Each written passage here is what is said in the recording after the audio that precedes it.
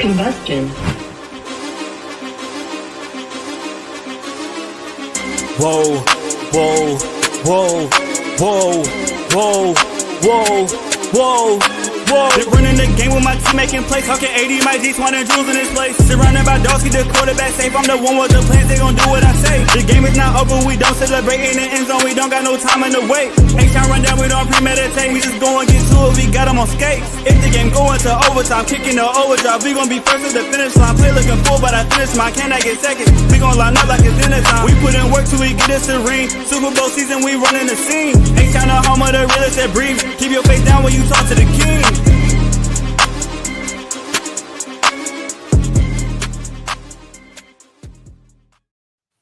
What up, y'all? Welcome back to another episode of the H-Town Rundown. This is your boy AD, and I got my co-host in the building. I got Mike G. I got Mr. Aquarius, aka Jules, who's finally showing his face on screen. Thank you, Jules. And shout out to Auntie Swan in the building. How's everybody doing on this wonderful Friday night? Doing well. Okay. It's a good day to be a Houston Texan, huh? It Yes, would be Absolutely. It'd be a great day if they would have hired an OC. Exactly. Shout out DQ, shout out Lakeville in the building. Hey, right now, Houston Texans, as the title of this episode says, Wild Wild OC search. Yes, say that fast 3 times. Because that OC and that search is gonna whoop y'all ass. But but yes, the Houston Texans are still what DJ Khaled say, still in the meeting? Another one. Still in the meeting. Yeah, they're still in the process of searching for an offensive coordinator. And they've had a long list. I wish somebody had the list up of all the candidates that they've interviewed. Man, but as soon as you, I know you got that. You're gonna say another one come out of nowhere. Another one come out of nowhere. I mean, they've interviewed the likes of Nick Caley, the likes of Thad Lewis, the likes of Gerard Johnson, the likes of Bill Lazor, the likes of Brian Johnson, the likes of what's his name? Grant, Scott, whatever his name is. That man. You You die. We'll say that. We would die if we had him. Jeff Nixon. Yeah, Jeff Nixon as well. Thank y'all, chat. Thank y'all. DQ say, I guess Chip Kelly denied us, but I don't give a fuck. well, I mean, he didn't deny us. There's no reports anywhere that he denied. Did anything. So exactly. No, we just all waiting to win. Let me say this: we have not been friend zoned by Chip Kelly, so we are still in the meeting. We're still in the running. Man, he's not Scott Bourne us against anybody else. You know what I'm saying? He's not playing us against other teams and see them because only job available that to his liking would be us. So it's just nothing, just silence. It's too much. Yeah, silence is deadly. Cash says, well, technically he's on a recruiting trail. Yes, man, that don't mean nothing. Like as we said earlier, there's been times. No, I said, but if you're trying to get recruits, you don't want them asking you, "Hey, are you leaving?" So it's like, "Hey." So Swan, let me say this. It's Ohio. One, it's Ohio State. It recruits itself. 2, they just won a national championship. Ain't no much more recruiting you can do than that. Other than say, look, we just won the national championship. But Cash says 1 week into the process. Meanwhile, every other team in the NFL has hired every coach in America on their staff, except the Houston Texans when it comes to offensive coordinator and offensive staff. That hey, it's getting dangerous out here, people. Well, I mean, as far as my concern is not so much the OC in general, it's the staff that the person is going to bring and build. So is there anybody that has been hired on other staffs that you had your eye on that we lost the opportunity for? And we got a DC, so but hashtag this ain't piss people off. This is piss one off. Not just playing. No. I'm not trying to be funny. I'm being No, serious no, as I'm far being as serious too. I'm about to okay. say Clint Kubiak is the one, and I was like that. No, I that's know an this. OC. That's not a staff person. I'm Oh, you saying talking about? Oh, you talking Oh, about that's staff what I in was general? saying is Okay. because you were saying we getting close to the staffing of people. I'm saying is anybody Yeah. that has been hired for staffing other OC, did we feel like, oh damn. So we Well, don't that's know the if we missed thing. out on anything. Well, when it comes to offensive line coach, the one that was reported that we could have been looking at, he just got hired as offensive coordinator for the Jets. If I'm not, is it the Jets? The one from the Cardinals, he was the offensive line coach from the no, Cardinals. Cowboys. that Cowboys, Cowboys. Cowboys. Okay. And the So one that that went to was Detroit, one from Detroit went to The online Jets. coach. I liked yeah, him too. So he wasn't gonna come here anyway because he wasn't a lateral move. He was looking right. for a C job, so we Right. didn't lose. I'm Yeah. trying to be So, positive. No, I'm We saying we, is that we I'm know you saying can't keep you can't keep positive. We know no. I'm saying is there uh, anybody who was a staff O so line, yeah, tight end, let stuff me like that. let me say this real quick, and then I got an announcement. DQ said, "Well, not denied, just not interested in coming back to the NFL in general." We don't know if that's true either. never been reported. Yeah. It's been rumors, it's been inklings, it's been whispers, it's been any other adjective or words you want to use for it. But that's not it hasn't been officially, you know, dawned Right. on Chip Kelly. But we're at this point now where we got to think about the odds, the odds of the Houston Texans hiring the OC and who's going to be the OC for the Houston Texans. And the odds right now are not looking good for our boy Chip Kelly that most of us wanted. But Nick Cayley, his Mm-hmm. odds are really, really high right now. You can really place a bet on that right there on Bet US, proud sponsor of the H Town Rundown. Bet US, use our promo code JOIN125 where you can get up to 125% on your first 3 deposits. Bet US, where the game begins. Y'all go ahead and sign up at Bet US and get that money, especially on the Super Bowl. Go ahead and put that money on the Eagles, baby. Hey, yes. So, because everybody in the world hates the Kansas City Chiefs, and it's. Nobody wants to see them to do history and get a damn Yeah, free kick. They're America, already annoying. They're already annoying. yeah, America wants America. This is how you unite America. Is Mhm. everybody hates the Chiefs, just like everybody hated the Patriots. Mm-hmm. When we all together as one, this country is amazing. Um, as they say, united we stand, and divided we fall. Um, so I don't know who this is. Go Eagles! Oh, go Eagles! Especially you trying to figure out what that Okay, was. apparently he was thinking. Okay. You can't use the um, context clues, sir, and figure what he was trying to say. but definitely, going back to your question, Swan, just looking at different things. These, we will be looking at assistants like an assistant offensive line coach Right. or Mm-hmm. an assistant quarterback coach who got promoted up. I think I asked this question, last week and even before when Bobby did get fired, and we were talking all about it on Twitter and the Spaces.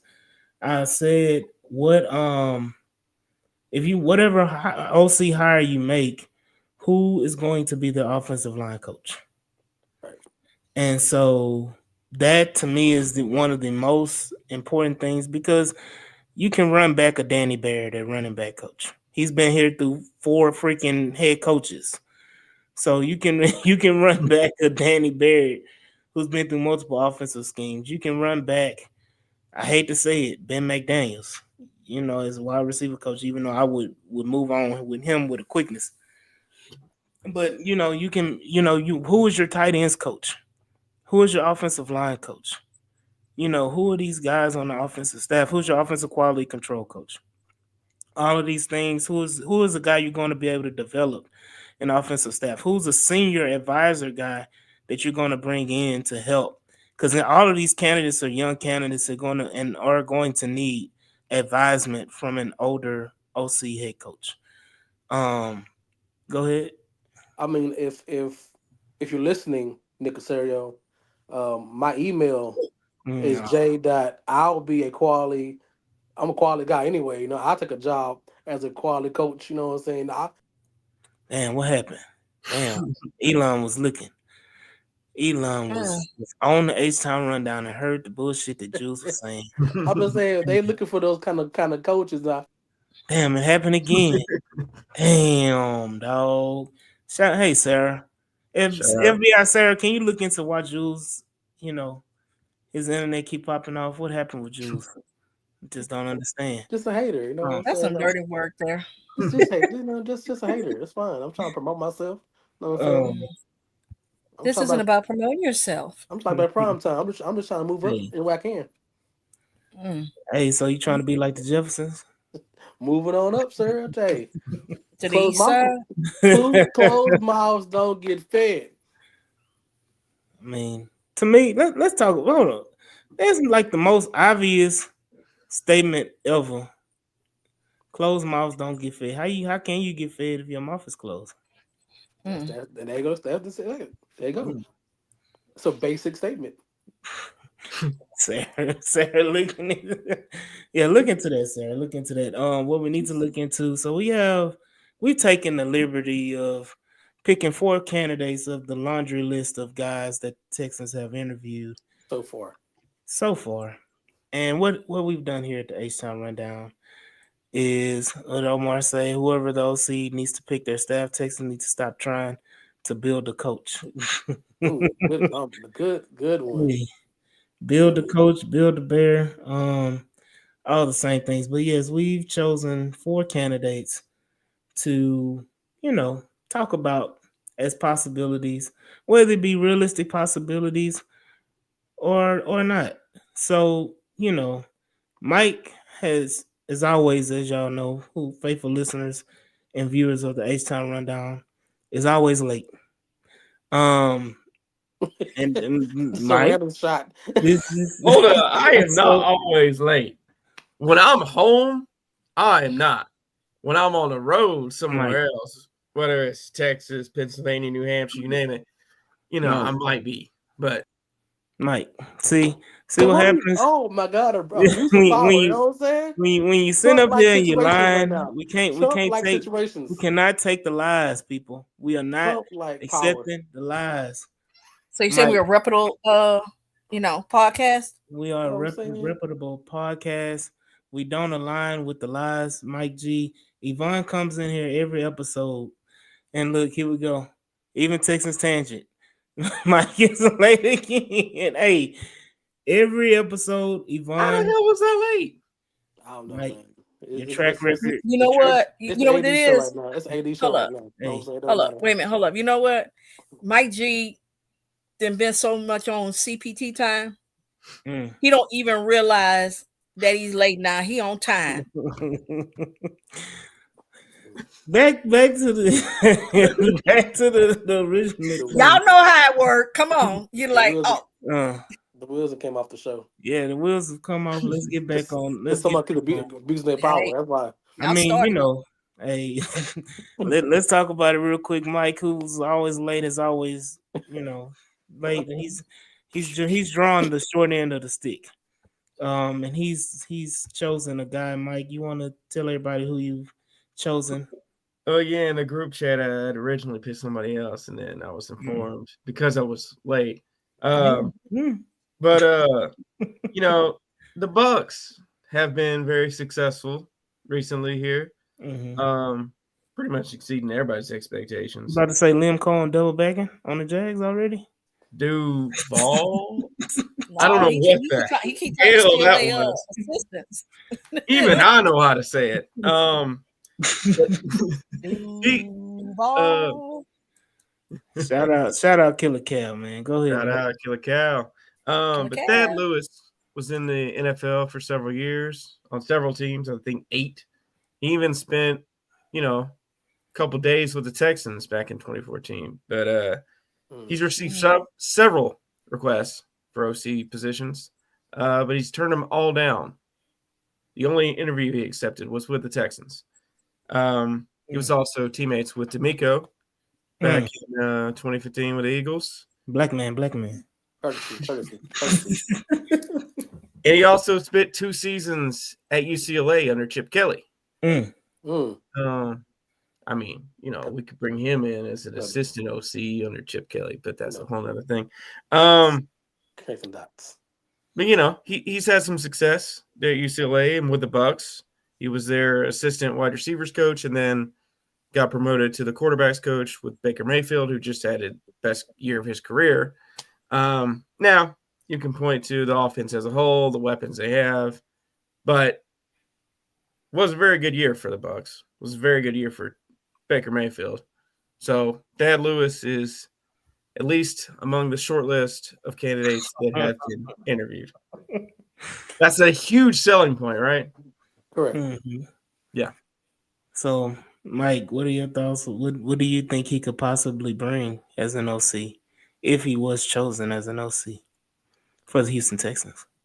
I mean, look, if D'Amico trusts him enough, to make that move, or him and Nick Caserio, even though there's somebody else with closer ties to Nick Caserio that we'll get to. But I mean, he's been around the league for 15 years at this point as a player and as a coach working his way up.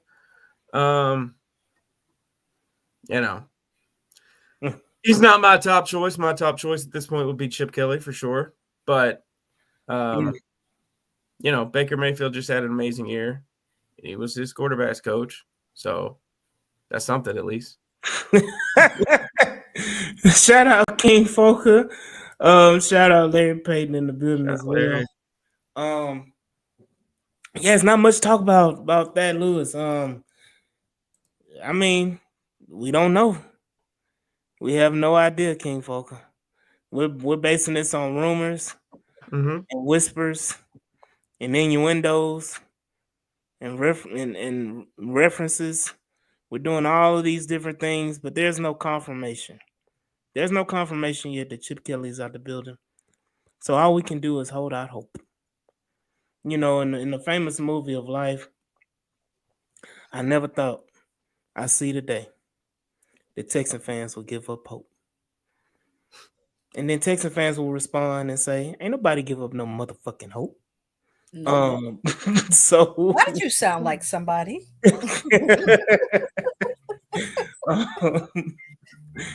So all in all, the Houston Texans, have interviewed Thad Lewis. He's a guy, but me personally, I think that he's an interview staff guy. Who could potentially be on this staff by whoever the offensive coordinator is. I just don't think he's in the running. And then, we got another candidate. Swan, you want to go ahead and go, or do you need another second? No, we're going to talk about Jeff Nixon, which is my second choice. My first is Chip Kelly. But out of all the other candidates, black man. Yes. So if he leave, we get some picks. Hey, I thought about that too. But anyway, so he's not young. He's 50. He's a Libra, like myself. So I know he'd be a pause. Hold on, we doing a dating profile? Hold on, no. Here, thing is, I look at temperament. Oh Lord. So Libras are even keel. Just for the record, your quarterback is too. So anyway, so he's young, but he's not too young and inexperienced. So he's been around. He's been a running backs coach at Princeton, Chattanooga, Tennessee. He's been a wide receiver coach / running back at Temple. And then in the pros, he was with the Eagles from 2007 to 2010. He was starting off as an offensive team's assistant kind of thing. So, kind of at the bottom, kind of grunt work. Then he went to the Miami Dolphins, where he was a running back coach. And then he crossed paths with Chip Kelly when he went to San Francisco. He did that for a year. And he was also what are y'all doing? I'm not looking. No, it's just King Focus say Dayton because they're a little behind. Right. So when he was talking about he was a Libra, then he put Dayton with Auntie Swan. And no, it's the next comment that got me. Yeah, I'm not gonna put that up there because I'm trying to protect people. Let her finish. Go ahead. Yeah, go ahead, Swan. Go ahead, Swan.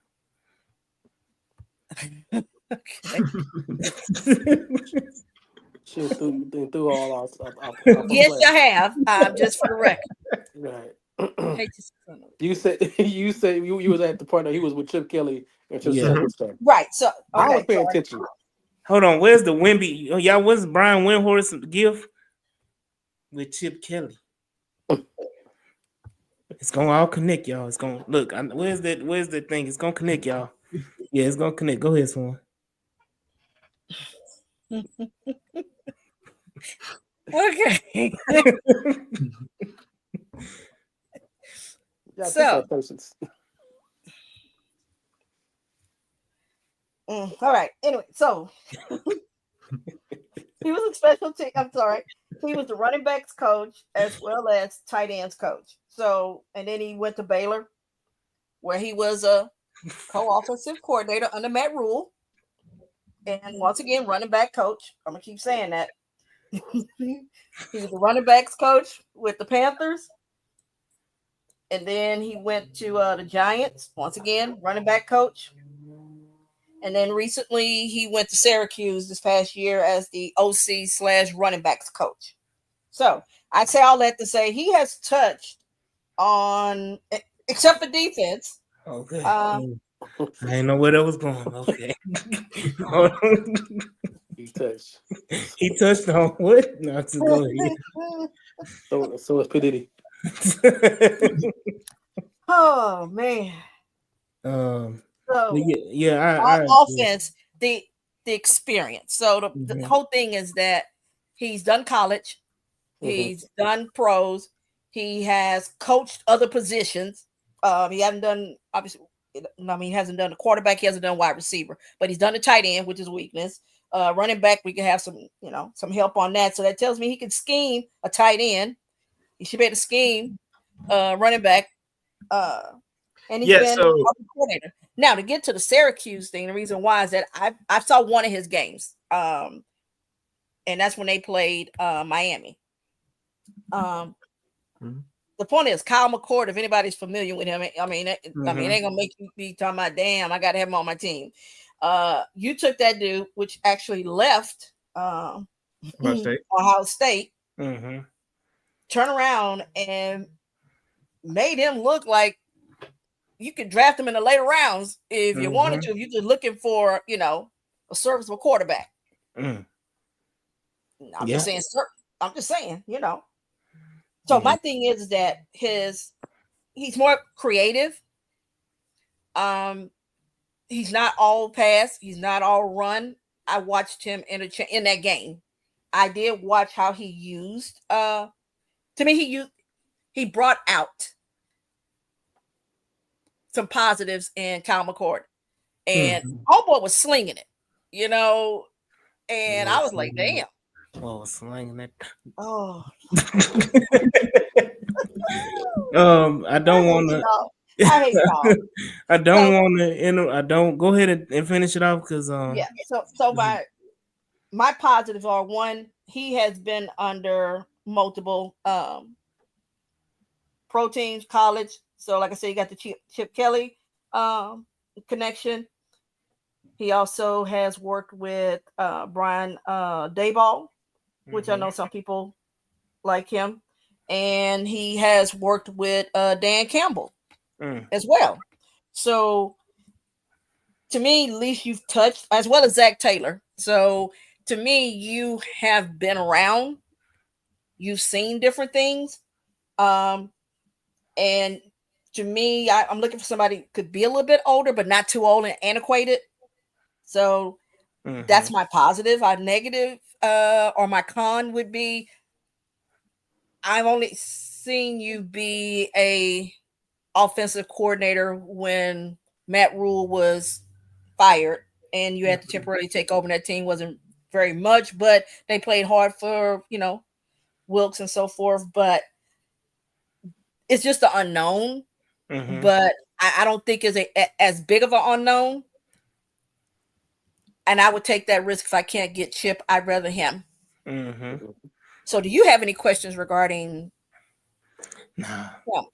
I mean, he has an extensive resume. He has a long list of resumes of places and stops, and the experience is valued. So he is a good low key candidate that will they pull the trigger on. But again, that connecting the dots for Chip Kelly is just it's hard to say. But I got something right now, y'all. Breaking news: the Houston Texans have lined up another interview, people, with another offensive coordinator. This is not a game. This is real serious. This candidate is coming in as the 8th overall candidate, being reported by the very own Aaron Wilson, Packers offensive coordinator Adam Stanovic. Is emerging for an offensive coordinator vacancy for the Houston Texans. He previously interviewed with the Seattle Seahawks, and now he's expected to interview with the Houston Texans this weekend, making him again the 8th overall candidate in this cycle for the Houston Texans. The 8th wonder of the world. 8th wonder of the world. I'm sorry, hold on. Let me do something real quick so you can tell me. Spell that name again. Stenovich. I'm gonna say Stenovich. Stenavic. I'm gonna come quick. Okay, here we go. Yeah. All right. So yeah, he is a offensive line coach by trade. I love it. Oh. Hold up. His thing is he is a former offensive tackle. I love it. And guess where he played, y'all? Guess what one of the teams he played for, y'all? A&M? 49ers? Houston Texans. He played for the Houston Texans. So what's his current look at his coaching. I'm sorry. What's his current role? He's an OC for the Packers right now.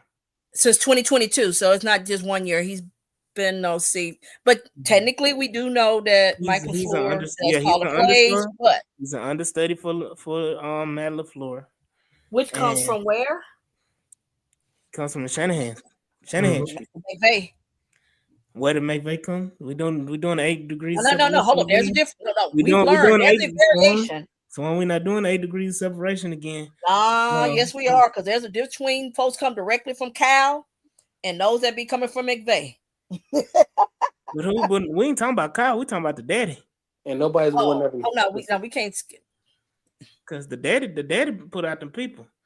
Yeah, but the ones that come from his son. But what it say? Stanovich. I don't know. Somebody help me pronounce the name. Somebody. Stenovich. All right. Might help our line issues. Larry Payne said Adam Stenovich must have been a bad player because I don't remember him at all. I mean, you just don't remember. Who remembers Austin Deculus? Who remembers? Who remember Bruno Giacomini? Who remembers? Being taken. Who remember? I'm trying to think about somebody else. Who remembers Xavier Suafilo? Who remembers? God damn it! What's his all name? of them? Charlie Hick. Now, who remembers? What's the offensive tackle name? I can't even remember the offensive tackle that got traded to the Miami Dolphins. But who was saying they don't remember him? Julian Davenport. Julian Davenport. I'm saying who was saying they didn't remember him? Larry Payton. Okay, the reason why you don't remember him, Larry, is because he was on the practice squad. Google works, Who folks. remembers Nick Broker? I actually like Nick I Broker. do, You unfortunately. do. I like Nick Broker. So yeah, O So, line. how would that work? Him But if he's but already but OC. he went to Michigan. Wolverine. So Question: how would that work if he's already OC? he's That be a, you have to get permission, and Hmm. usually when they get permission, this is this would be his opportunity to go and actually call plays. right, Whereas we all know Matt LaFleur is the showrunner over there right. in doggone Green Bay. So him So would coming that over, yeah, him coming over would be an elevation, but they would also probably have to add the assistant head coach title or Right something like title. that. yeah, and that's Hmm. what Um, I'm trying to go with. so I do want to hit this comment about your boy King Foker said Swan. He said Jeff Nixon is intriguing, but the issue is he doesn't have good run game, but would be a great passing game coordinator. Why do you say that's not a good one? I mean that Well, was the so Not you. I'm oh, saying to him because he equally passed as he. I mean, almost equally passed as much as he ran. And I thought, at least in that game, it was solid. I yeah. have to go look up the numbers here. well, So there's some people I talked to in Syracuse that kind of echo what same thing he said. The run game wasn't as developed as they wanted to, but they mhm, also said that it could because the lack of running back talent that he Mhm. had, and he was the line was pretty good and the pass was good, but the running game was suspect. But they can't really pinpoint if it was just the talent running back or the run schemes of running back. So mhm. it's iffy about that. Right, That's a but we have no a knock better about that. run. But we have a better running back. Right, Like Texas, yeah, like Texas Tangent said, Syracuse isn't stacked like other teams. right, So when and it's the thing about it, Kyle McCord was rated as the number one quarterback coming out of high mhm, school. right. So he had the talent. Hmm. He just was in a bad situation at Ohio State. It seems like that happens with Ohio State quarterbacks, like Quinn Ewers, who goes on to, the other places and disappoints as Joe always. Burrow. Um, Joe Burrow was another one that transferred. Went on to win national title. He's Right. the anomaly. He's the anomaly because you got the Quinn Ewers of the world who, Uh, you know, no, JD5 left Arizona, went there and no, no, wound up no, being no. number two pick. We, we Put up talking nice about numbers. we talking about Ohio State. I'm just No, talking no, but specifically. I'm just saying. I know, but my narrative was specifically about Ohio I State quarterbacks transferring to other programs. That was my narrative. okay. Yeah, that's why we brought up Joe Burrow because Joe Burrow was a quarterback at Ohio State. Then he transferred to LSU. Hey, Same, when you got too much talent, hey, you know, you nobody I won. mean, I mean, Quinn Ewers couldn't beat out C.J. Stroud, so that's what I'm saying. I mean, that's not easy. I mean, I mean, As we progress on you know, towards the show, sir. Hmm. yeah, But that I mean that Packers guy does have a lot of intrigue to me now. Mm-hmm. hmm Yeah, I like that because I know he will. I know he knows O line. I know he knew how to. He can pull an O line coach from somewhere he probably knows and teach it more. hell, And he I can think coach it his damn self. right, Shit, Right, but here's okay. all But that. his thing is that can he call plays? So now you go back to where you got a strength on one side that we want it to be, but could he struggle being a play caller? But the O line looks good. but Well, we'll never know. yeah, No, but I'm saying is the we use the other thing. I'm just saying the devil's advocate with Mhm. the Nixon language. was his run game wasn't that, or we can pick and look at everybody and say that they come up short somewhere, except you know. I was a big component. I didn't want the same system if necessary, but he does come from that tree, and y'all can argue back and forth which tree he comes from, but the language wouldn't change as much, and so that does intrigue me quite much at this point. If I had to put a bullet right now, other than Chip Kelly, he's probably my third favorite at this point right now. That intrigues me a lot. Mm. So who is your number two right now? Number two is Brian Johnson. Mm. Speaking of that, before we I'm get waiting for into that one. Speaking, before we get into that, I do want to, shout out our sponsor, Big US. Proud sponsor of the H Town Rundown, Big US, where the game begins. Y'all go ahead and sign up for Big US using our promo code JOIN125 and get up to 125% back on your first three deposits using Big US. Can't go wrong using Big US, man. I should have put some money on the Rockets last night on Big US. They let me down on their 1 point loss, but shout out Big US, proud sponsor of the H Town Rundown. But Jules, go ahead and talk about your guy Brian Johnson, Houston native, Yeah, I like the fact that he's been in multiple black man, black situations. man, black man.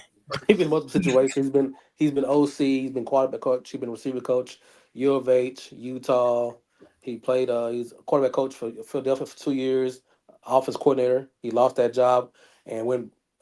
Next year he went to Washington, so he had more experience with a different play caller. If I look at the year that he got let go or fired, the year after that, um, that offense is very unique because it's not easily run because it's an RPO offense with Jalen Hurts, and it was very dominant because it's the first time they run it when Stacken was there, and he's definitely an RPO kind of coach. So I don't know if Brian Johnson knew how to coach that very well, but even if you go from last year to this year, the most difference is between the both of the years is the running back itself.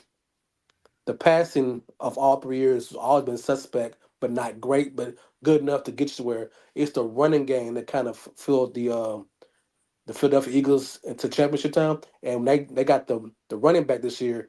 It kind of all fell on him to be the playmaker of the offense. So I don't know if I can give him a pass because the offense was a unique offense that not a lot of teams run, but the fact that he's been in the game and he's learned from a different a passing OC this year, it intrigues me a lot to see that somebody experienced he can pull maybe a assistant O line coach maybe from Philadelphia from his time in Philadelphia for 3 4 years, and or Mm-hmm. maybe pull somebody from Washington because Washington had a good year O line good this year too, With even with though with a lack with a lack of talent. with like a talent. So maybe he got a connection with the O line, assistant O line coach that he can pull here that give him more. And it's just the leadership.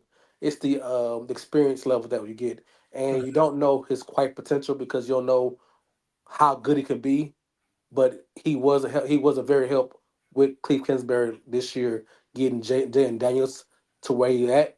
I'm not saying he's the reason why.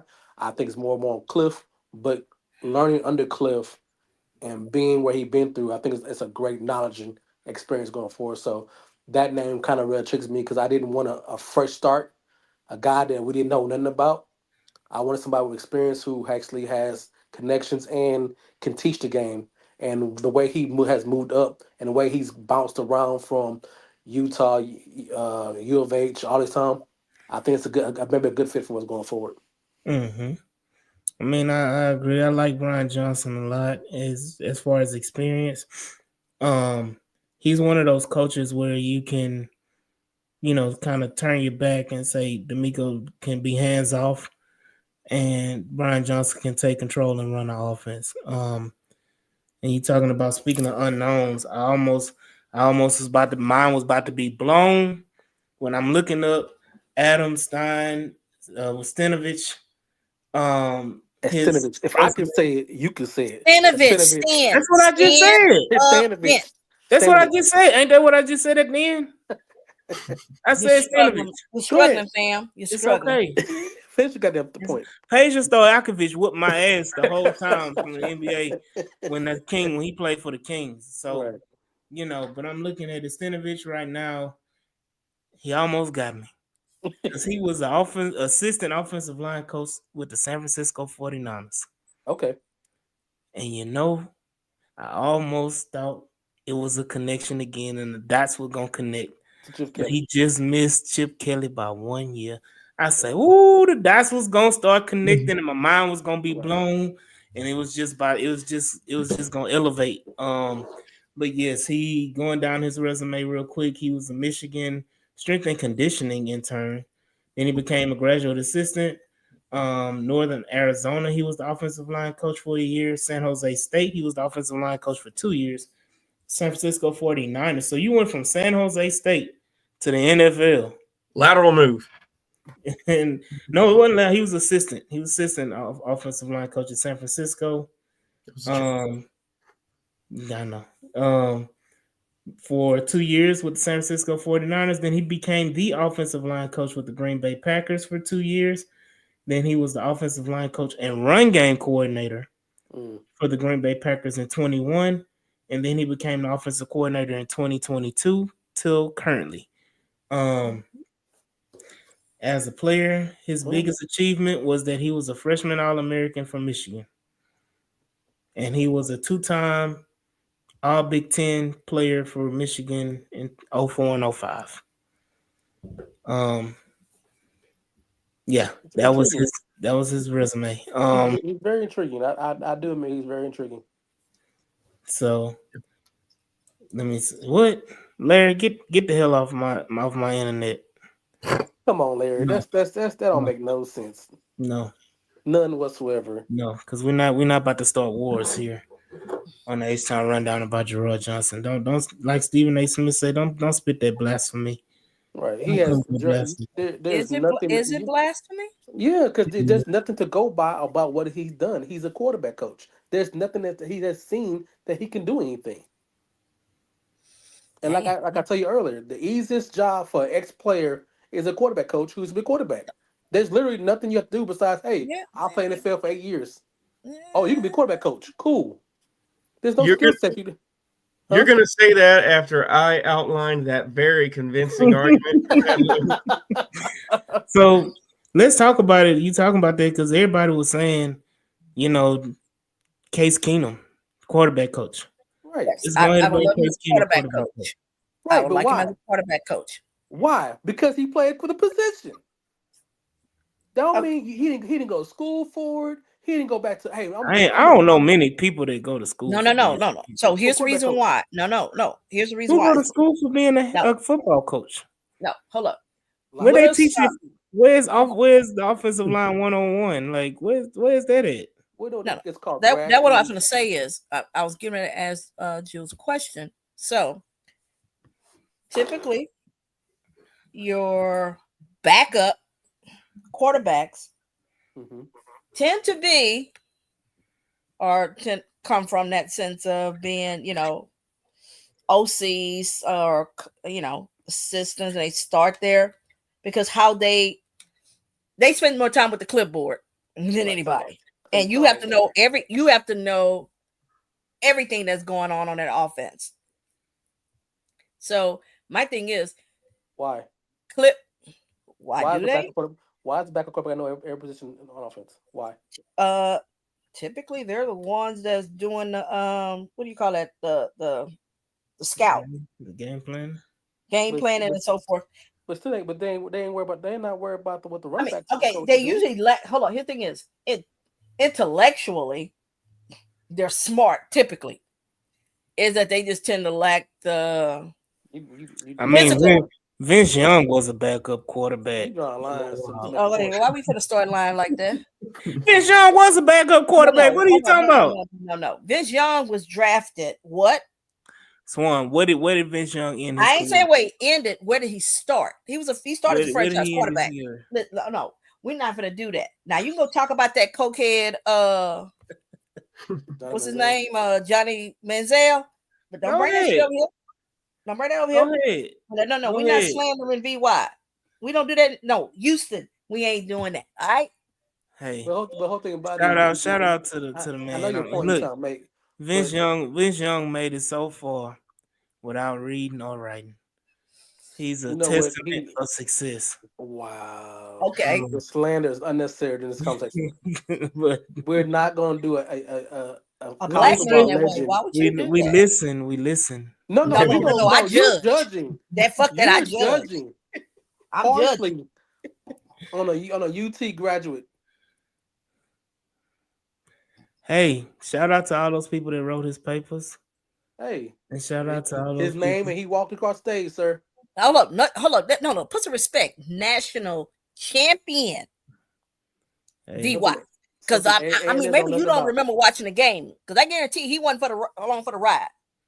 What was that? 4th and 5, 4th and 3, 4, whatever it was. What was it? Okay, let's let's Precious, let's Jules precious, let's get precious back on. memories. Let's playing the get 2-time defending Precious memories. USC. let's No, get no, back you on see to that's the the thing is situation. you want to crap on my goddamn players and team, and then when we get into it, oh, we need to move on. Don't start. I don't want to say move on. Jules the one that I said ain't No, to saying you move move on on. because started. we I didn't say it. No, you started. What I said. All I said was precious memories, and Jules the one No, said you move called a on. backup. right because we got a story, a pace, and we got a Yeah, we got to get the hell. Yeah, We got the that's hell. like AD We got with to get the that. hell. I We that got to can't get help it. he's He never always had that no way. quarterback that did anything that came out of his university. hashtag. Piss people off. Come on. Piss me off. Look, I got something to say. Go ahead, Jules. Say your point, cause I gotta get on Larry head right now. Pause. Yeah, I just don't. Whoa! I just like the fact I, that I, I cleared it up. No, you didn't. Yes, I did. I I I have said a, didn't hear. pause I immediately didn't hear. after. I I didn't have a hear. lot of respect for Larry Payton, but I think that this take right here is very idiotic and Hey, very immature. so You're not even putting the conversation together of resumes together to say Gerard Johnson is anywhere close to where Brian Johnson is. That is crazy.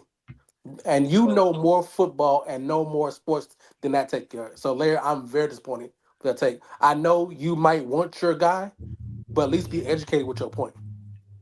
Or in defense of Larry, I will say this: we do know in the NFL, relationships do matter. We seen many folks get jobs because of relationships. Now, Doesn't mean right. not with players though. we want it to happen or agree, that is the reality. But So the relationship part usually goes with relationship between coaches and between front office personnel, not necessarily between a coach and a player. Not true. so I mean, relationship there. what relationship do you have? No, I'm saying I've seen elsewhere where Where the quarterback Urban did Meyer and Tim influence. Tebow. Relationship with CJ elevates Gerard. That Tim does not. Tebow didn't get Urban Meyer hired. That's No, no, no, no, no, no, no, no, no. no, Larry, I wasn't finna do that. No, I was gonna no, Larry. I once mean, again. you have no basis on this conversation. You Go don't even know ahead. what we don't know what his baseline as a coach is. Go No, ahead, we Sam. don't. But I mean, I want to hear the example because I'm about to go off on Larry Payton real quick. Let me just go ahead and say I want to hear your comparison real quick or your example. Baker Mayfield. Didn't work out, but Who wasn't did he banging the tables for what's his name? What was that? The coach for him to be his Who? head coach Who? with Browns. I can't remember. Oh God darn Oh, it! Kitchens, and it Yeah, failed thank you. I couldn't think his name. miserably. Right. No, I'm saying this. We make it seem like Larry's putting something out there that's not norm. So We hold on. have So Swan, you're gonna point out a situation that failed like it's a good thing. no, but I'm saying this, but that is the reality that okay, I'll go with another one. Let's go Raiders recently. Who? They were banging on the table for Pierce. And he got fired. That's not my point. That's No, my no, no, point. You no, don't make a no. point You were saying that no. ended Y'all were badly. jumping up. No, you were jumping on Larry as though it's just crazy for him to be looking at the relationship part when that's what. It doesn't work though. That's Okay, the end product. hold on. We're not basing on whether or not it works or not. It is It simply should. It should when you no. want to I'm bring giving an an example of example. that. It wasn't crazy for him to say, okay, based on the relationship they may have, With that who? seeing why they may go there. We may not agree they should go there, but I But the understand it. history said if you're hiring positions and coaches and players on relationship alone, it's the history No, no, saying no. See, they failed. Hold I think on. that's where the disrespect comes in at. To It's Here's disrespectful. reduce him down to, oh, it's just a relationship. The dude is a quarterback coach. so Now, He did nothing for the job. hold on. He literally a hold up. DEI You hire. can, He's a DIE hire. The Let's be fair. wow. Check his resume. Diversity hire. It's in his Damn. bio. I didn't correct that. I didn't do anything like that. I'm reading off his, and that's just not I didn't see Wikipedia. DEI on there. You reduced him Diversity that he's a isn't DEI. diversity on there. If I'm not mistaken, did it say diversity?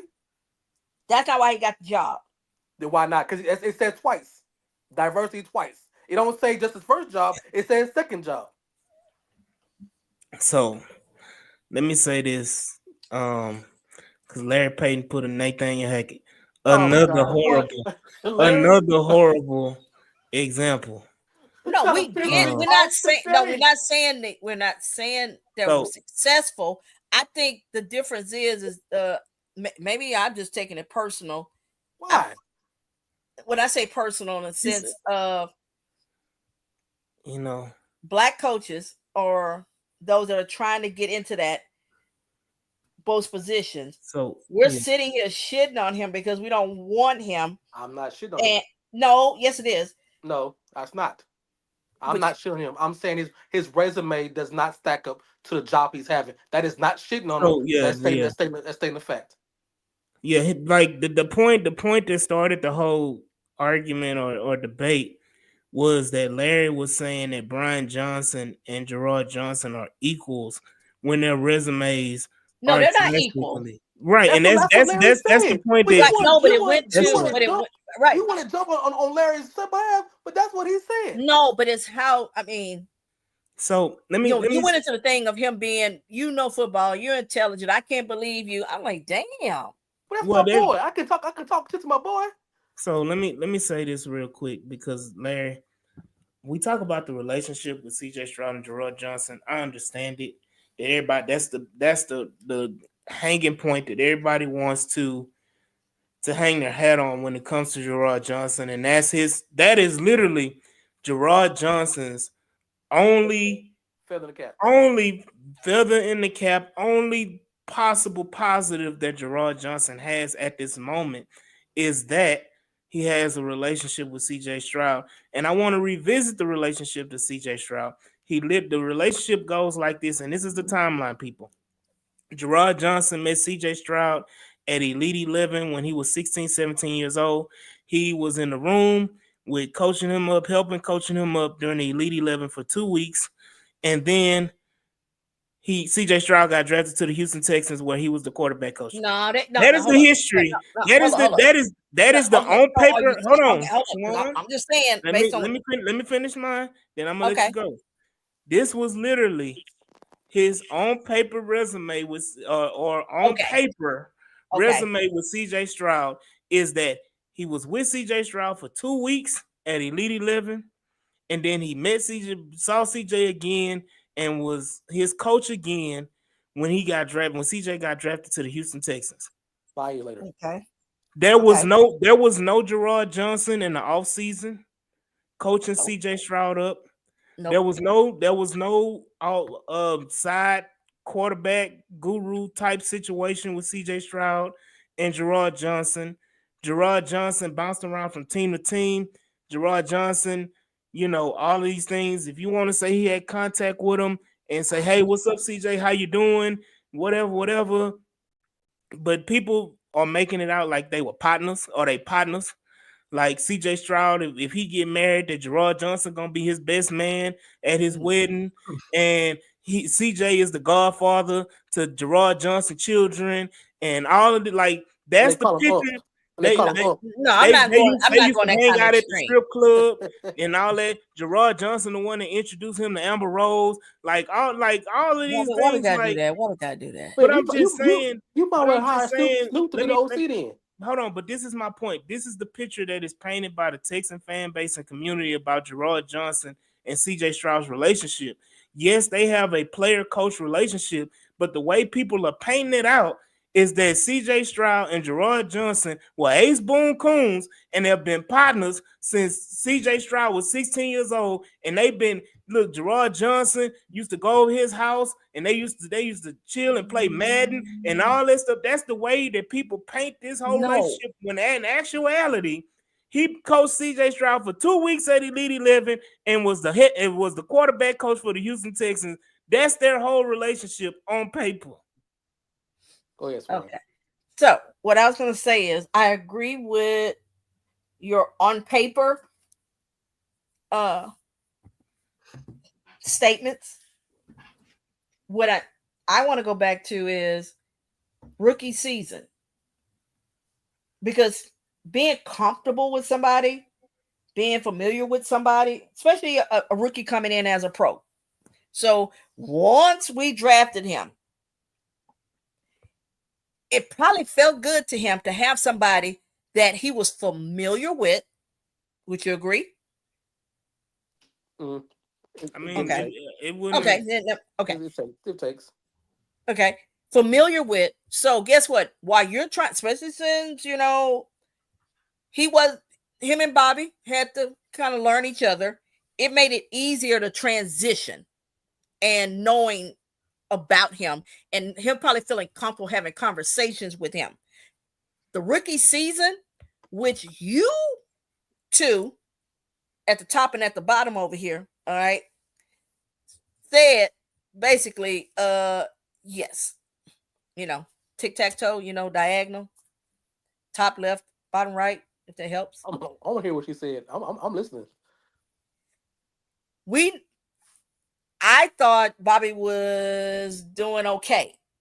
But week to week, folks kept saying it was CJ that was bailing us out, playing the ball because the defense hadn't picked up yet.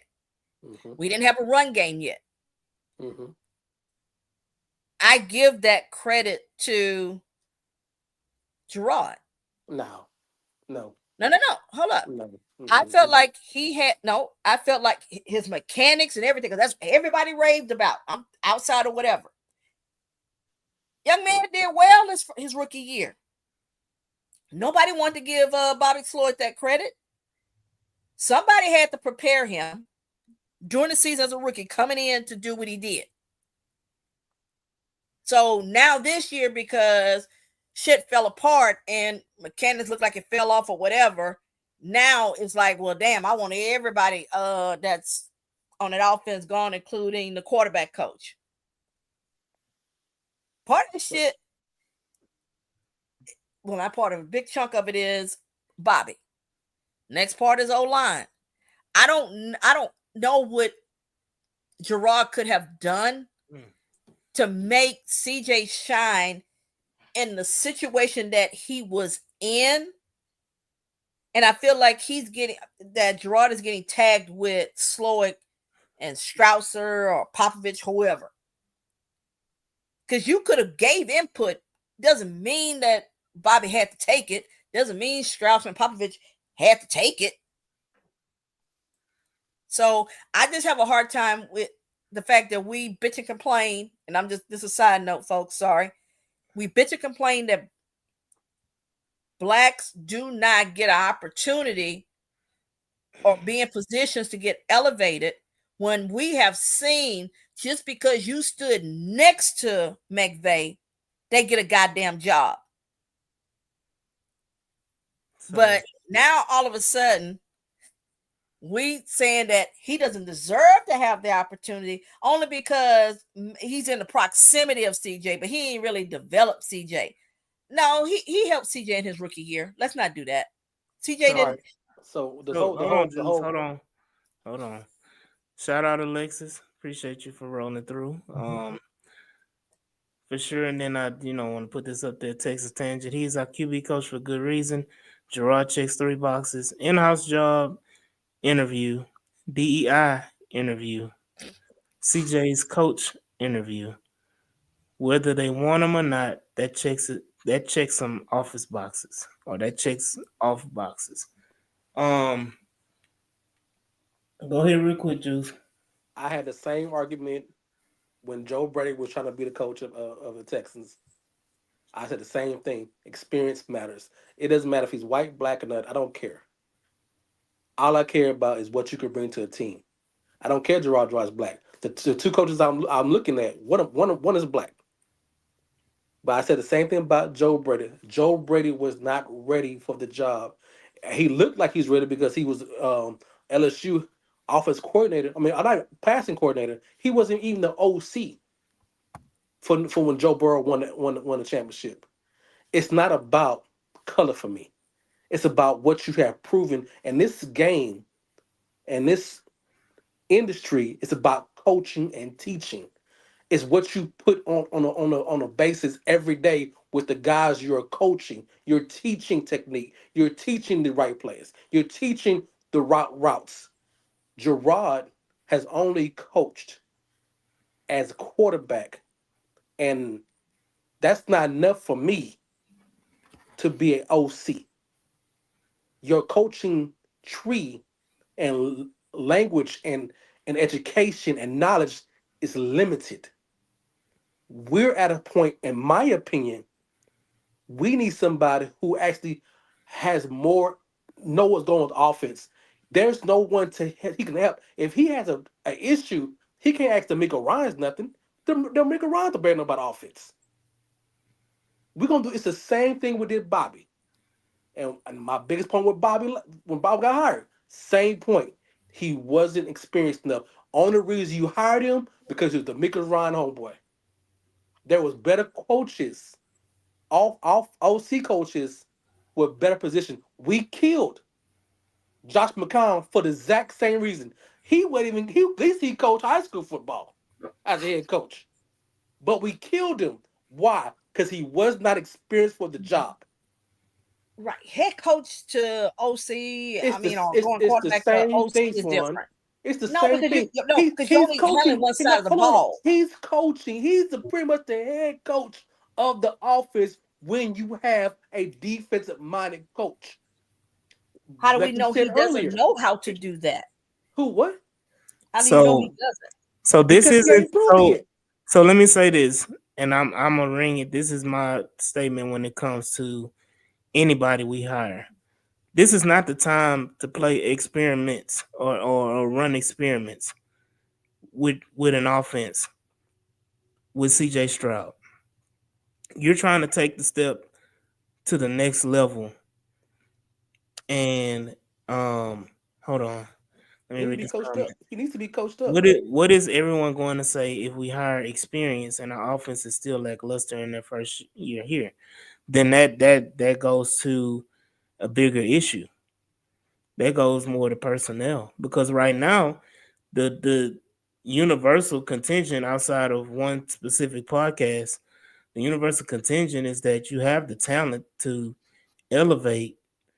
You don't have to replace everybody everywhere to be a comparable offense. The contingent around Texans Twitter and fan base is that you have the talent. Bobby Sloyd just didn't execute, or Bobby Sloyd didn't put them in the right position. So if you come in and then you have the same results or whatever, then obviously that part of the fan base was correct that you need to overhaul your whole roster on offense. And that then you're gonna blame Nick. Now that becomes a Nick Casario issue, which is an even bigger issue because now the owners are looking crazy. Because he's the one that gave So, extensions to Tunsil. He's the one that drafted the Peter Patterson and Juice. He the one extended Titus. Howard. And he Mhm. the one drafted Green. In that case it's a bigger issue. And then it's just not talent. Yeah, I mean, she said Texas Twitter all experts and know way more than Nick. Hey, we Yep. look at the end of the day, it's all commentary. So I'm just giving my spiel of what I see because I ain't no expert. We all just here watching H Town rundown. We just all regular people. Um, giving our opinion. But I mean, hey, you got regular people like Stephen A. Smith who ain't never played it down in football. Hey, he getting paid for that. He get exact. That's my point, Swan. His opinion is worth 5-10 million, however much he getting paid, He'll however get 10 millions, plus. But he also however said, however but, many millions of dollars, and That man he's but said just a regular, and he don't know a lick of nothing about football. that But man his said opinion, but he getting paid for it. he Hell, said, his man, nephew's getting on there quite a bit. Yeah. right. Once again, Uh, relationships, right? yep. It's Right. yep, like that's what I'm saying. it's like our season. The positive side of the O line is figuring out who to get rid of. But going back to the experience, and what I'm gonna say this comment is that I don't want to play around with an experiment. And that I can Um, understand. And to me, I see that because it is a risk. It's like if I'm gonna take a risk either way, because everybody, mhm, his thing is everybody is a risk. Even Facts. Chip Kelly with his Facts. extensive background, mhm, anybody we hire is a risk at this time. Correct. And I think what AD is saying is that I'd rather take a risk, or as well as Jules, let mhm. me take a risk with Listen, someone that has more experience and been in more systems. And I think the odds, and I'll carry it on. But with the odds, maybe we should have better success. Because we say we believe we got the guy behind Right. on the center. We believe that Mixon is a good running back. So it's like that. And if I got the right coaching, because a lot of folks on the outside thought it was coaching, it wasn't Right. because of talent. So I agree with you all. So yeah, I, And I but think my thing is I'm just willing I to. feel from I'm just saying, like I said, I think y'all are willing to bet on somebody who is more experienced, and there is those that are saying let's not count out somebody just because their resume per se doesn't look a certain way, because we could be overlooking somebody because he could be so that. yeah, I agree. Swan is that, and we spoke about that on the phone. Like I believe that Gerard Johnson will be an excellent offensive coordinator potential. And I've said it before that Gerard Johnson arc was to become an OC this year for someone other, either for the Texans or someone else. And Gerard Johnson was eventually going to be a head coach. I still feel like that's his arc, is he's going to eventually be a head coach in this league. Mhm. Um, so I have no doubt about his ability to learn and grow as a coach. I just don't feel like we're at a point where we can be patient. Right. Um, Do you think it's and I hate to say the fear factor, but as not even just Texans, but as Houston fans as a whole, we see other players, coaches, and all that later on go on to be successful, and then we sit back and say, "Well, damn, we had them in our building." Because I'm not trying to be funny. I'm just No. saying No. no, Let me because we do. he's talking about the comment from Larry Oh, Page. I'm sorry. So I wasn't paying attention. I was trying to make sure I don't get distracted. Leave that comment up. I'll come back and read that. But well, I think it's more so we're afraid that what if we let the next quote unquote McDaniel, because McDaniel was in our building. Mike LaFleur was in our building. I'm saying I think we're afraid because if somebody goes off and be successful, then we'll say, well, damn, we had him in our building. Yeah, I mean, but that's what any coach, any player, it's But I'm called saying we're FOMO. more sensitive to it as Houston fans when it comes to anything. But this is my thing. How many times is the players that we've let go or coaches that we let go have become to be the all-time greats? It ain't many in Houston Texan history. Not all time great, Only, but they go only, on. But only, a lot only. do go on to have very Yeah, better. they have marginal success, and I'm not denying that. But I mean, I think the only one that comes to my mind as far as player or coach is Gary Kubiak because he won a Super Bowl. Right, but folks hang on to that. You know, Although folks don't realize it was Wade's defense, it wasn't and Gary Kubiak's offense, and and Peyton Manning's they weren't offense even but running he Gary's also didn't he offense. also win a he also won as an OC too, right? in Baltimore. Yeah, he won. But he So didn't he win a Super Bowl. No, no, not no. He was Super Bowl in he didn't Baltimore. win the Super Bowl in Baltimore. Okay, No. No. I But thought I they thought he offense. coached. I thought he was the OC that year that they beat the 49ers. I thought that was his No, year. No, that wasn't. Okay. no. But I'm saying is that offense got turned around and they thought they was gonna. I mean, they was gonna do that, and then he went on to Denver. But I'm just saying is, folks harp on he won a Super Bowl, but it's like, it wasn't his Yeah. offense. That was Peyton doing Peyton, and it was the defense that actually won it. But folks look at it and they see it because that Super Bowl is attached to him as the head coach. That we let him go when we have revisionist history. He didn't let anybody else have control. He didn't have a choice when it was Peyton because John Elway was like, I whatever mean, Peyton want to do, we're gonna So do. yeah, I'm gonna read Larry comment because we running short on time. And Yeah, I'm sorry. gonna go real speed fast on my candidate. Jules, I agree. Preferring experience. So see my comp of Brian Johnson. Gerard Johnson was from Texas perspective. Brian Johnson has a good resume with 3+ seasons of play calling, but Gerard Johnson has CJ relationship plus versed in the almighty Kyle And Shanahan scheme. I want to get rid of that scheme. But you can't if you got Gerard. right. It's I know. it's the gift that keeps on Gerard giving. is not even number 3 on my list. Right, and so this is my thing, and my thing. People want to say I'm, harsh on Gerard. I should be the one champion for Gerard Johnson. And matter of fact, I think the situation for Gerard, it's almost like a missed opportunity because, well, again, I thought Gerard Johnson was going to be the OC going into this season because we all thought Bobby was going to be out of here with another head coaching Coaching job. job, yes. Yeah, so we all thought, and he messed that up himself because you could have took that job been a head coach somewhere. And now it'll be years before anybody even turn their head looking towards you. Mm-hmm. Um, so I thought that Gerard would be the OC then, and then the way the season played out, there was an opportunity again for Gerard to come in and step in Mid season. and mid-season, and if he didn't, and again, either way it goes, if Gerard would have done well or bad, there was an opportunity for him. Mm-hmm. Like he would have gotten his opportunity either way it went.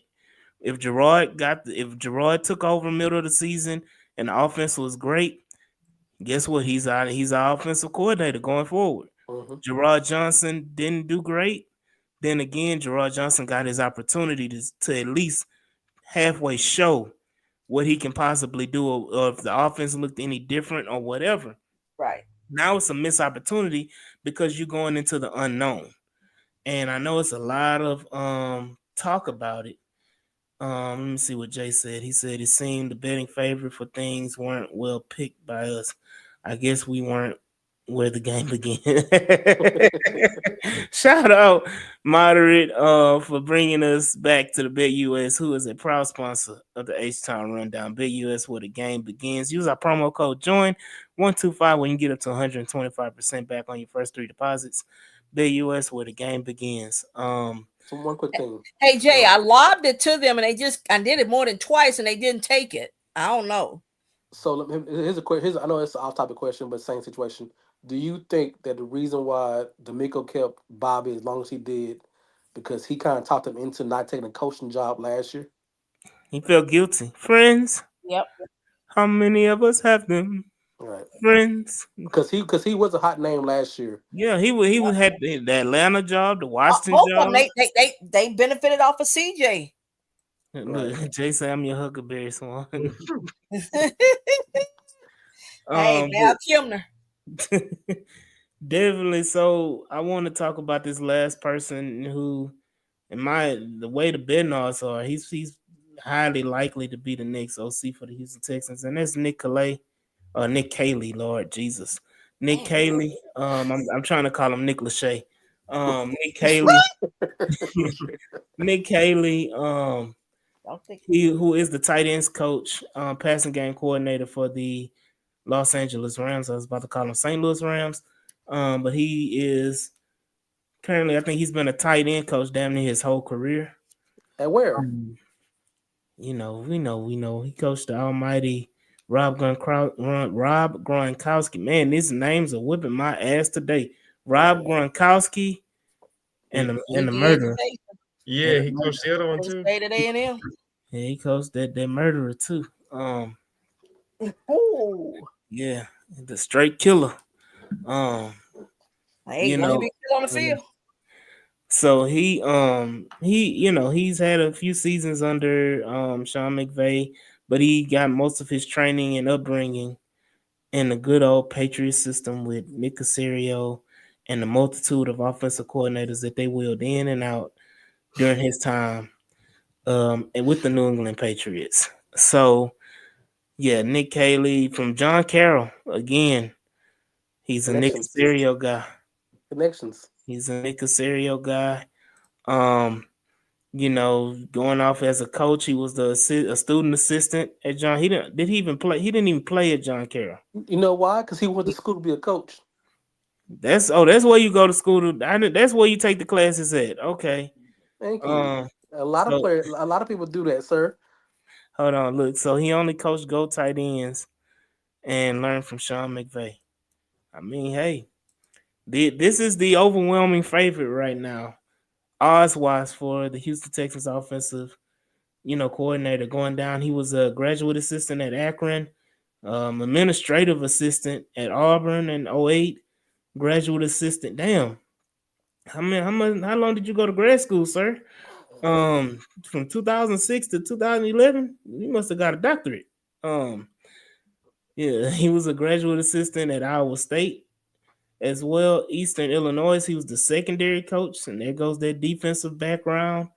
Graduate assistant again at Arkansas in 13.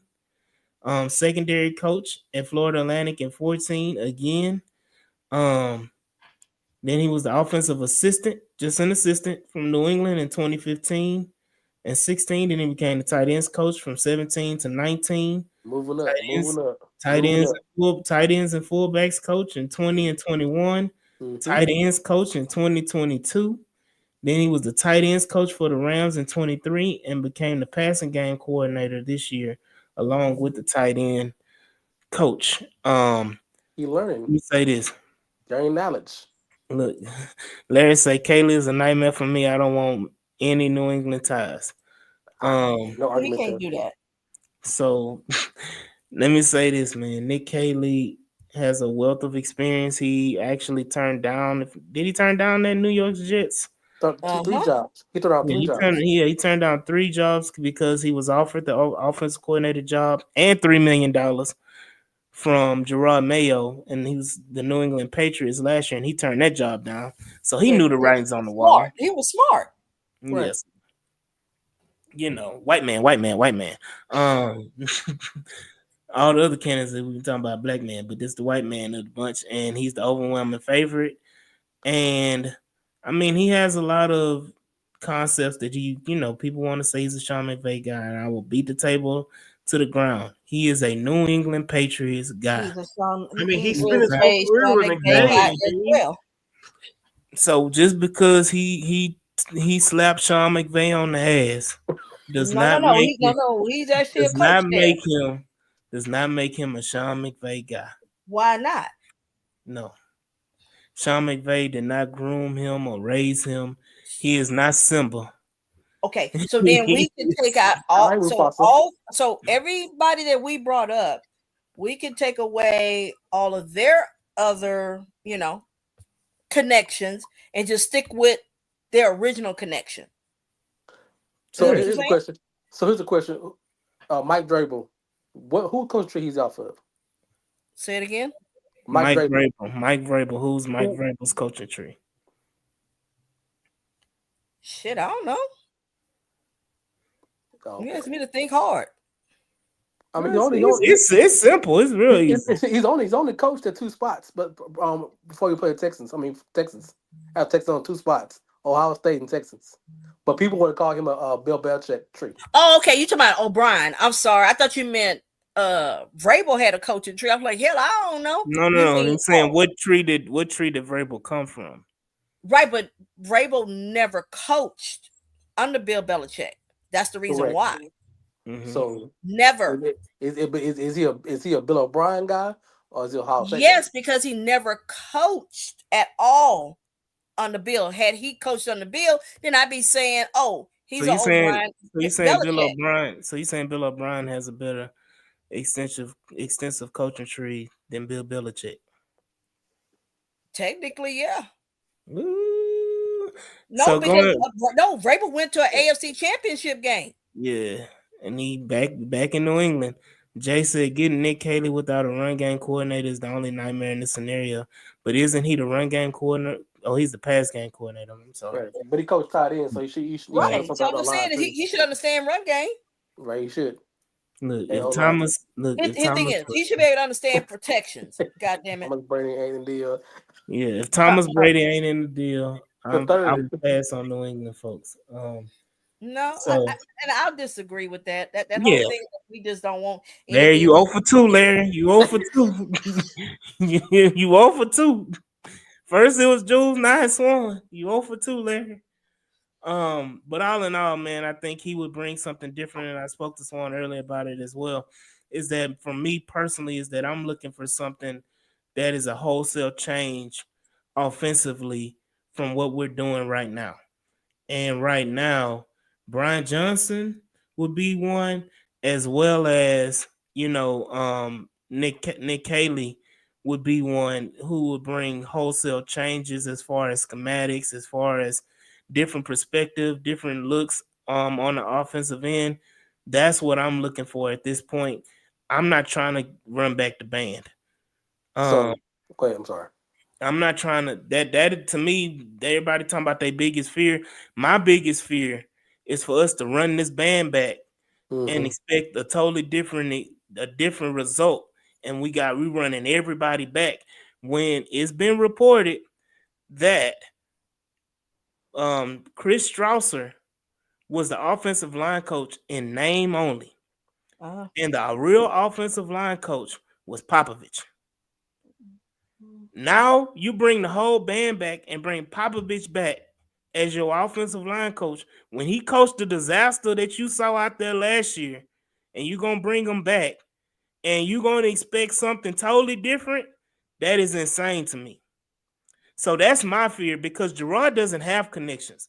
Gerard is not going to build a staff.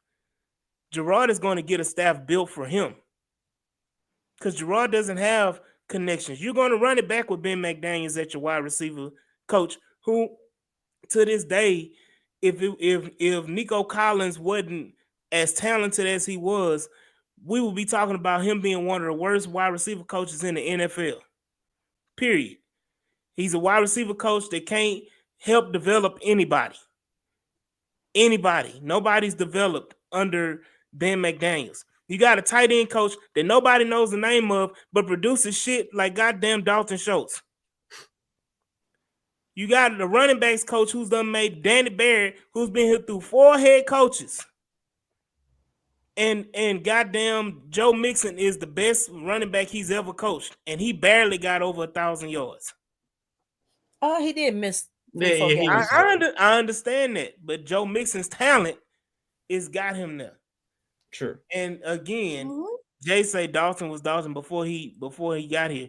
At my point exactly, you have a tight end coach that couldn't do shit with Dalton. And again, that's builder coach. I agree. You run it back with the same thing. Everything is the same. Nothing has changed. And you're expecting Gerard Johnson. And I love Gerard Johnson. I love Gerard Johnson. He's an Aggie. He from Humble. He, his parents, my parents co-mingled with, they know each other. They knew of each other and everything like that. All of these different things. I have no reason to bet against Gerard.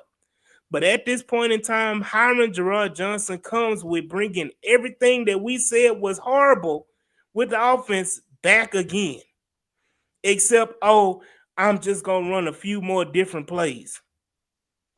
This offense was not a few different plays away from getting to where it needed to be. It was So, technique and cohesion. so he said we got to admit that players like Brevin, who we all know how I feel about him, got better over the time with these coaches.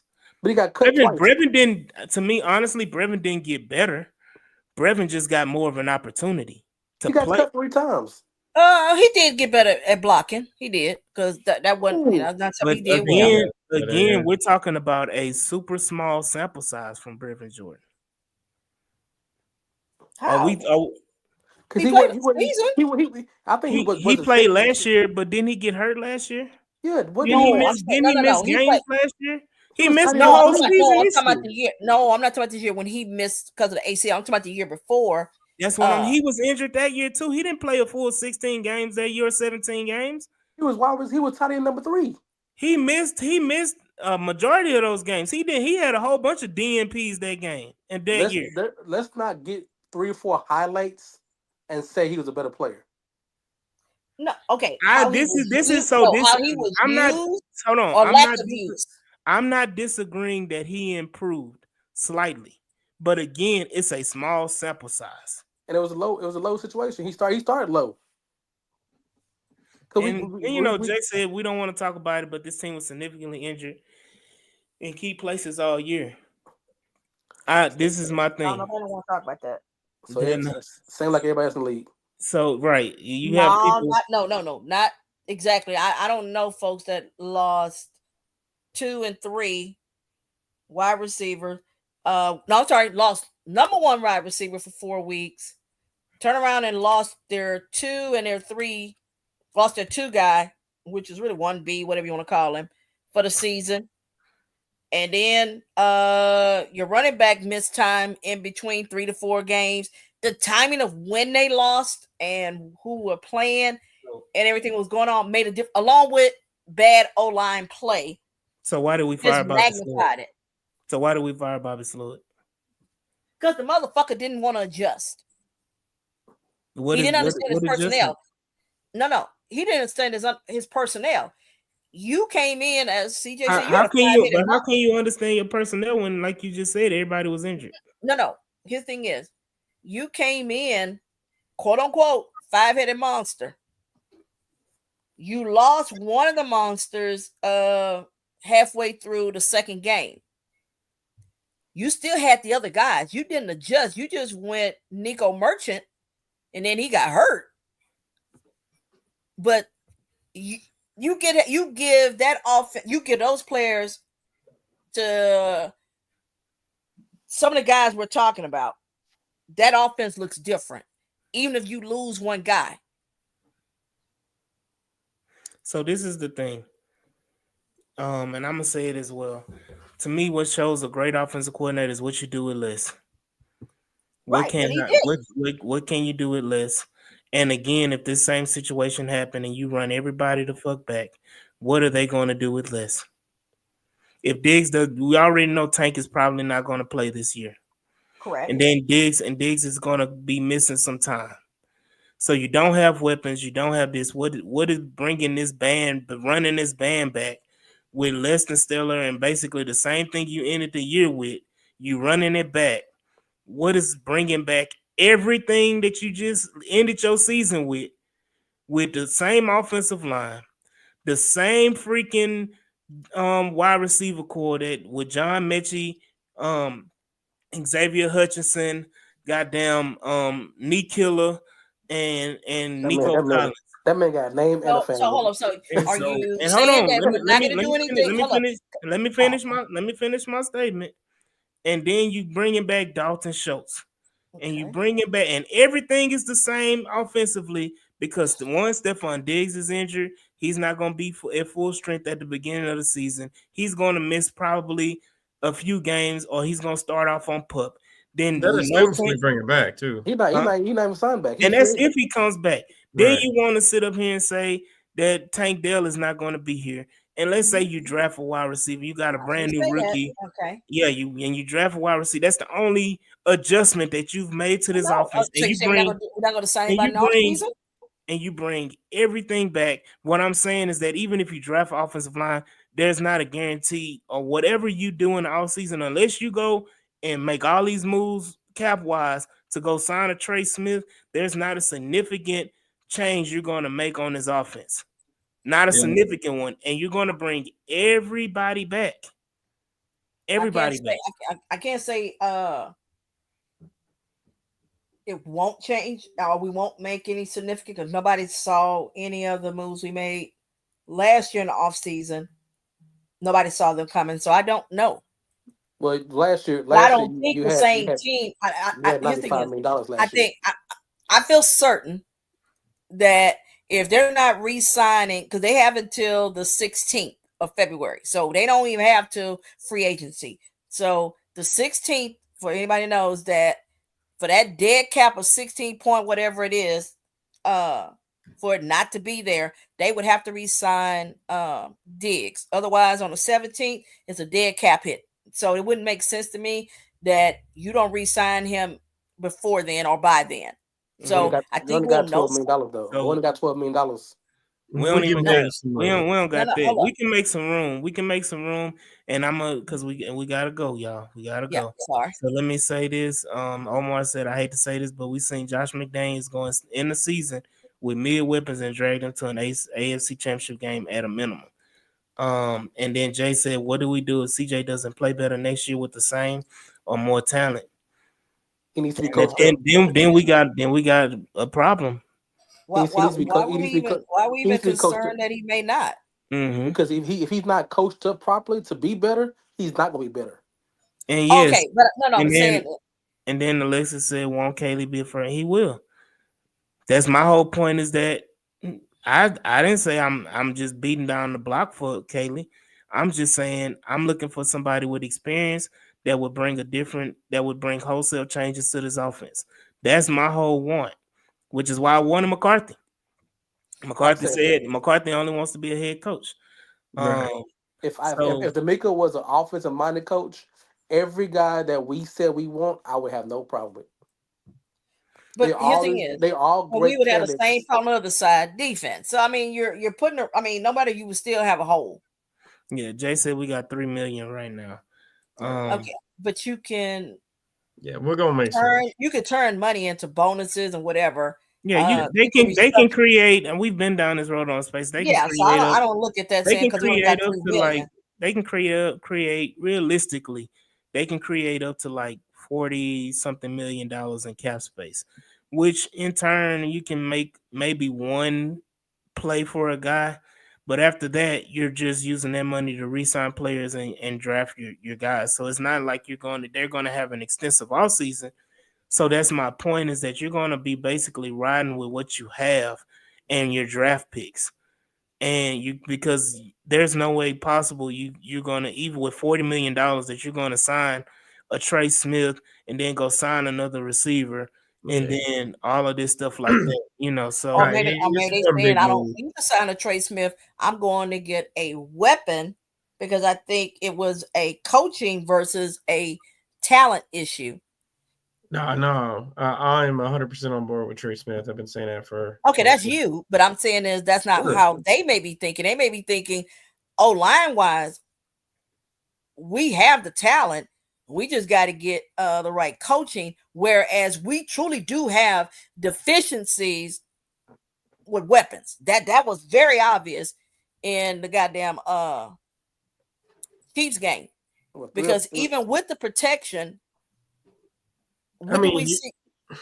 you're not wrong, but No, you give saying up is 8 sacks even when when he you're had protection, they protected him up until that latter part of the fourth quarter. Okay, and I know hold up, I hear what they're saying. I'm saying if you got to choose, why you keep pointing? no, I mean, he's right. he's talking about the comment that Jay said. I know that, like I can't read. I said I'm seeing that. I'm just saying. I'm not saying it for you. I'm saying for everybody. Everyone. Oh, okay, because you keep pointing down. I'm talking, Yeah. so I'm like, No, I am not saying we don't want to improve, or do we want to get a better some guys on the interior. I am saying is with limited. Damn, I can't talk. With limited money, and if you got to make a choice, what hurt us wasn't the old line. What hurt us, we didn't have weapons, because we could have still beaten the damn Chiefs if we had at least one wide receiver that was consistent on that damn field. Other than Nico. Right. Because the O line protected him enough for him to do what he needed to do. We just didn't have somebody catching balls when they needed to. We also got to bring back 2 of your D tackles that are free agents. Right. So I'm saying, there are other areas. So I'm like, yeah, I think based on the money on that team, on that O line, I think they're gonna run it back. Unfortunately. Yeah. So just a reminder, the Texans only have, I think, 5 draft picks this year, or 6. 6. So it's not going to be a boisterous draft unless Nick Casario trades his first and second round pick for a whole bunch of third, fourths, and fifths and future seconds. So, now he go dip into 2026. So y'all might as well be prepared for that. Yeah. So, Jared Goff said, and Jay said Jared Goff was in the MVP conversation with Tim Patrick as his number wide receiver 2 because he had an insane offensive line. Sam Darnold looked insane because his O-line played well. So we're gonna say that Montgomery and what's his name? There's a lot of didn't play a factor. Yeah, but there's a lot of things going into that, and that's a topic for another. That's a topic for another day. Where we can talk about the offensive line, because we can dive deep into it, because me personally, I think the talent is there. I just think that it wasn't coached correctly. You don't spend all that capital that you do on the offensive line for it to be that disastrous. Something is majorly wrong, and you have to find out what it is, and it can't always be the players. Yeah. So, but again, man, I have to end it, y'all. It's Friday night. I don't want to take up y'all night. Y'all go ahead and, as soon as y'all click off of here, y'all go catch the Texans on 3 as well. But this has been another great episode of the H-Town Rundown. And I want to shout out my co-host Mike G, Mr. Aquarius, you got Jules in the building, and of course we got Auntie Swan. So I want to thank everybody. Shout out Jay as well. Much love to you too, brother. Shout out everybody in the chat: Alexis, Jay, Omar, Texas Tangents, Larry Payton, King Folka. Let me see. I think Daniel Berry Sports. Shout out you as well. Killer Cal. He said he like to take long walks on the beach. You little jazz music and drink vodka. Um, Silent Sarah, DQ, as well. Lackville. Shout out everybody in the chat and everybody over 100 people watching live. Shout out all of y'all, man. We appreciate y'all watching us and supporting the H-Town Rundown.